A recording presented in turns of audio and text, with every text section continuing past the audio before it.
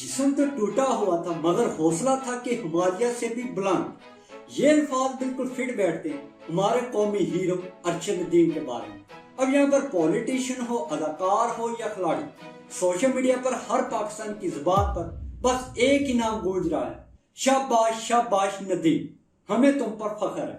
अब अरशद नदीम धरती माँ का वो सपूत है जिसकी इंजरी की वजह से कुछ दिन पहले तक तो ये लग रहा था कि शायद ये कॉमनवेल्थ गेम्स में शिरकत भी नहीं कर पाएंगे। इसने कॉमनवेल्थ गेम्स में गोल्ड मेडल जीतकर न सिर्फ पाकिस्तानियों के दिल जीते बल्कि भारत समेत पूरी दुनिया को ही हैरान कर दिया।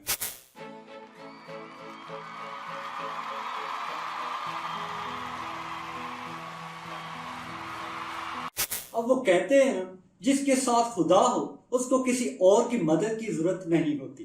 मुकाबला शुरू होने से पहले जहां उनके मुखालिफ एथलीट्स को सपोर्ट करने के लिए उनके साथ वर्ल्ड क्लास कोच, दूसरा स्टाफ मौजूद था, तो वहीं इंजरी के बावजूद पाकिस्तान का ये मर्द मुजाहिद बिना किसी स्पॉन्सर, कोच और एक अच्छे डॉक्टर की सपोर्ट के मुकाबला करने के लिए पहुंच गया।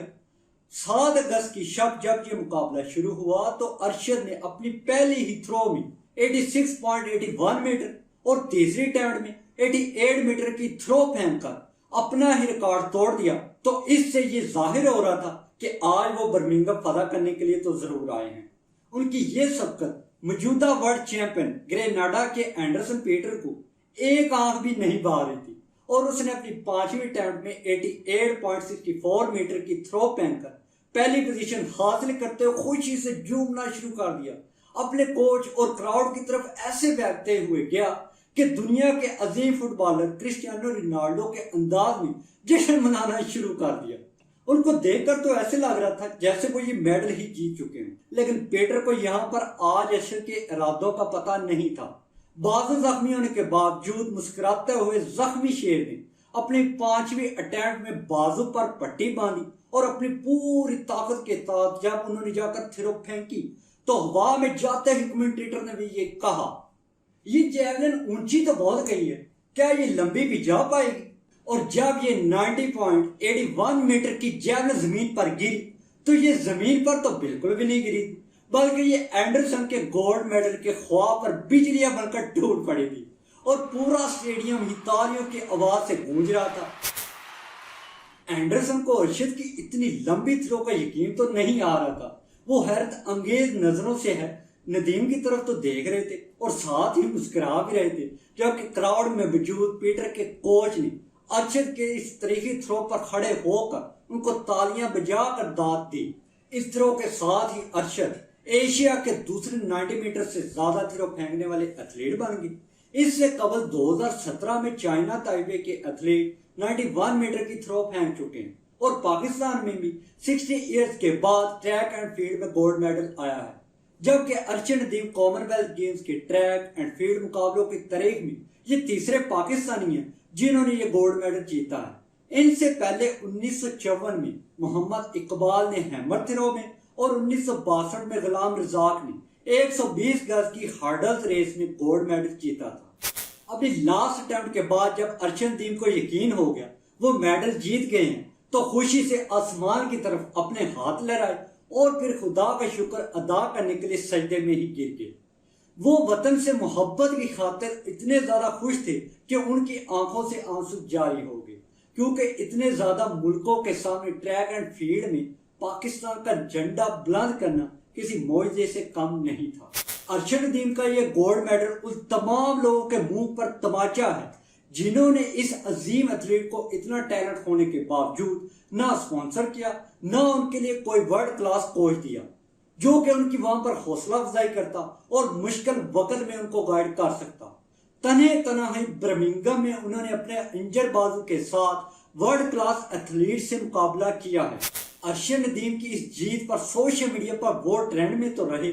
अदाकार माहिरा, कौमी क्रिकेट टीम के कप्तान बाबर आजम, पाक आर्मी वजीर आजम शहबाज शरीफ और इमरान खान ने भी उनको ट्वीट करके मुबारकबाद पेश की, जबकि ओलंपिक के चैंपियन नीरज चोपड़ा ने भी उनको कॉमनवेल्थ गेम्स में कार्ड बनाने के साथ गोल्ड मेडल जीतने पर मुबारकबाद दी और आने वाले मुकाबलों के लिए भी नेक तमन्नाओं का इजहार किया। कुछ इंडियन सहाफीज ने तो यहाँ तक ही कह दिया कि आने वाले वक्तों में इंडिया और पाकिस्तान के नीरज चोपड़ा और Commonwealth champion Arshad Nadeem javelin की दुनिया पर राज करेंगे। आइए अरशद नदीम के उस सफर के बारे में भी देखते हैं कि वो कैसे मियां चन्नू के एक छोटे से गांव से उठे और आज पाकिस्तान के लिए गोल्ड मेडल ही जीत लाए। मियां चन्नू वो इलाका जिसे आज से पहले पाकिस्तानी ड्रॉप शिपिंग की वजह से जानते थे, लेकिन अब अरशद नदीम की वजह से पाकिस्तानियों की जुबान पर है। अरशद नदीम के वालिद पेशे के एतबार से तो मिस्त्री हैं, लेकिन उन्होंने अपने बेटे की हर कदम पर ही हौसला अफजाई तो बहुत की। अरशद के कैरियर में 2 कोचेज रशीद अहमद साकी और फयाद हुसैन बुखारी का अहम किरदार रहा है। रशीद अहमद उनके बचपन के कोच थे जिन्होंने उनको पंजाब और सूबाई सतह पर मुतारिफ कराया। इसके बाद जब उनकी सिलेक्शन बागडा में हुई तो वहां उनको मौजूदा कोच फयाद हुसैन मिले। फयाद हुसैन ने अरशद को नेशनल और इंटरनेशनल मुकाबलों के लिए तैयारी करवाई। कॉमनवेल्थ गेम्स में रिकॉर्ड बनाने वाले अरशद का रिकॉर्ड बनाने के हवाले से चोली दामन का साथ रहा है। इससे पहले 2019 में कतर में होने वाली वर्ल्ड एथलेटिक्स चैंपियनशिप में उन्होंने 81.52 मीटर का कौमी रिकॉर्ड बनाया। साउथ एशियन गेम्स में 86.29 मीटर और टोक्यो ओलंपिक्स की तैयारी के सिलसिले में ईरान में होने वाले मुकाबलों में हिस्सा लेने का मौका मिला, जहां उन्होंने न सिर्फ गोल्ड मेडल जीता बल्कि 86.38 मीटर का नेजा दूर फेंककर अपना ही कायम करदा कौमी रिकॉर्ड भी बेहतर बनाया। पाकिस्तान के इस अजीम एथलीट ने यह बात तो साबित कर दी है कि अगर इनको वो तमाम सहूलियात दी जाती तो वो कौम के लिए अब तक ओलंपिक मेडल भी ले आते।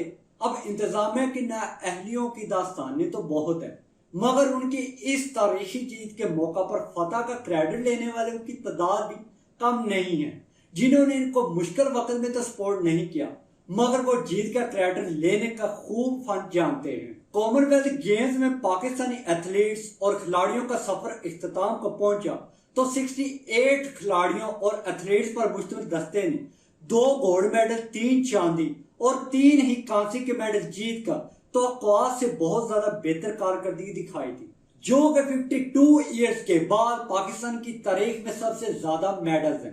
अब वेट लिफ्टर मोहम्मद नौ दस्तगीर भट्ट और जैवलिन थ्रोअर अरशद नदीम ने गोल्ड मेडल जीता।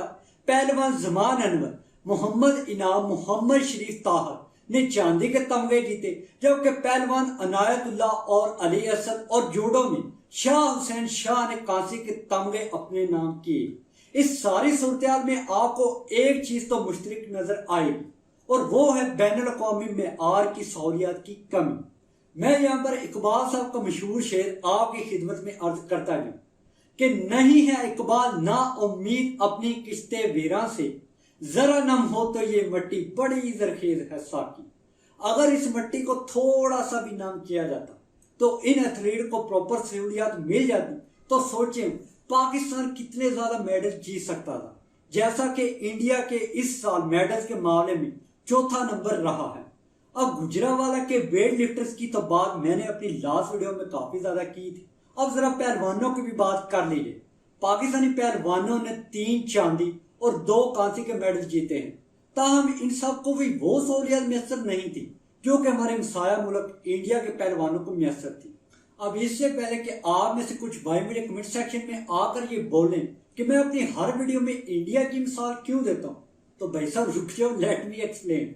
मैं इंडिया की मिसाल इसलिए देता हूँ कि बाकी दुनिया से मुकाबला करने से पहले क्यों ना अपने साथ आजाद होने वाले मुल्क से ही मुकाबला कर लिया जाए। अब यहाँ पर यह सवाल पैदा होता है कि रेसलिंग में वो पाकिस्तानी पहलवान जिन्होंने कांसी और चांदी के मेडल जीतकर अपनी महारत का लोहा तो मनवाया, मगर बैनुल अक़वामी ट्रेनिंग का फुकदार होने की वजह से वो पाकिस्तान के लिए गोल्ड मेडल ना जीत सके, जिसका जिक्र पाकिस्तानी पहलवान जमान अनवर ने 125 किलोग्राम की कैटेगरी का फाइनल कनाडा के एक पहलवान से हारने के बाद बड़े ही आपदीदा अंदाज में किया। ट्रेनिंग बहुत ज़्यादा ज़रूरी है, वहाँ से 2-2, 3-3 साल से ट्रेनिंग कर रहे हैं, तो हम घर से उठकर आते हैं और आकर इधर लड़ते भी हैं। चलें बस जिस तरह सिस्टम चल रहा है अब चलाना तो है ही। उनके इस बयान ने इंतजामिया पर सीधे सीधे सवाल खड़े कर दिए हैं। हमारे पहलवान किसी से भी कम नहीं है, जरा देखें तो सही, ये वो लोग हैं जो घरों से सीधा ही उठकर मुकाबला करने के लिए आ जाते हैं, तो दूसरी तरफ वो मालिक हैं जिनके खिलाड़ी बैनुल कौमी मियार की ट्रेनिंग करके आते हैं। अब इन खिलाड़ियों का मुकाबला अपने मध्य मुकाबले से नहीं बल्कि अपने साथ और इस सिस्टम के साथ होता है जिसको वो जीत कर अपनी कौम को खुशी तो देते हैं और दुनिया को परेशान भी कर देते हैं। मुझे यहाँ पर मेरी कौम के बहादुर बेटियों की आप बीती भी याद आ रही है, जिनके बारे में पाकिस्तान में ये सवाल तो बहुत किया जाता है कि आखिर खवातीन खिलाड़ी बैनुल कौमी सतह पर जाकर काबिल जिक्र कारकर्दगी क्यों नहीं दिखा पाती। लेकिन इस बात की गहराई में तो कोई भी नहीं जाता कि मेडल जीतने की ख्वाहिशात तो हजार हैं लेकिन सहूलियात है कि सिफर। पहले पाकिस्तान के लिए कुछ कर दिखाने का जज्बा और जुनून रखने वाली अनीला इज्जत बेग की कहानी ही सुन लो। जिंदगी में अनगिनत मसाइल का अकेले सामना करने वाली अनीला फैसलाबाद की एक मशहूर टेक्सटाइल मिल में सिर्फ 17,000 रुपये महाना तनख्वाह पर काम करती हैं। जिनकी बाएं टांग पोलियो की वजह से मुतासर है, वो इंटरनेशनल लेवल पर डिस्क थ्रो में पाकिस्तान की नुमाइंदगी करती है। मगर अफसोस कि फैक्ट्री इंतजाम में कोई ये बात तो मालूम है मगर वो फिर भी सपोर्ट नहीं करते। अब ना तो उनके पास ट्रेनिंग की कोई जगह है और ना ही डिस्क थ्रो के लिए इस्तेमाल होने वाली डिस्क, वो भी उनको किसी से जाकर उधार लेना पड़ती है।